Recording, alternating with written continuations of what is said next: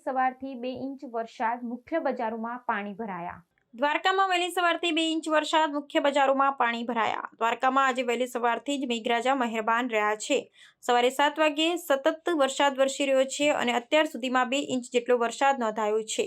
હવામાન વિભાગ અગાઉથી જ ભારે વરસાદની આગાહી કરી હતી, જે મુજબ દ્વારકા સહિત આસપાસના વિસ્તારોમાં વરસાદી માહોલ જોવા મળી રહ્યો છે। સતત વરસાદને કારણે શહેરના મુખ્ય બજારોમાં પાણી વહેતા થયા છે અને લોકોમાં ચિંતાની લાગણી જોવા મળી છે। ભારે વરસાદને કારણે જગત મંદિર દ્વારકામાં પણ અસર જોવા મળી છે। સામાન્ય રીતે દરરોજ ધ્વજારોહણ થાય છે, પરંતુ આજે અડધા સ્તંભે ધ્વજા ચડાવાઈ હતી। મંદિર પરિસરમાં પણ વરસાદી પાણી ભરાતા યાત્રાળુ અને સ્થાનિકો માટે અવરજવર મુશ્કેલ બની હતી। મંદિરમાં ભક્તો માટે તાત્કાલિક વ્યવસ્થા કરવામાં આવી છે, જેથી તેઓને કોઈ મુશ્કેલી ન પડે। શહેરના મુખ્ય બજારોમાં વરસાદી પાણી ભરાતા વાહન વ્યવહાર પણ ધીમી ગતિએ ચાલ્યો। વ્યાપારીઓ અને સ્થાનિકોએ પાણીના નિકાલ માટે તંત્રને રજૂઆત કરી છે। વરસાદને કારણે કેટલાક વિસ્તારોમાં વીજ પુરવઠો પણ ખોરવાયો હોવાની માહિતી મળી છે।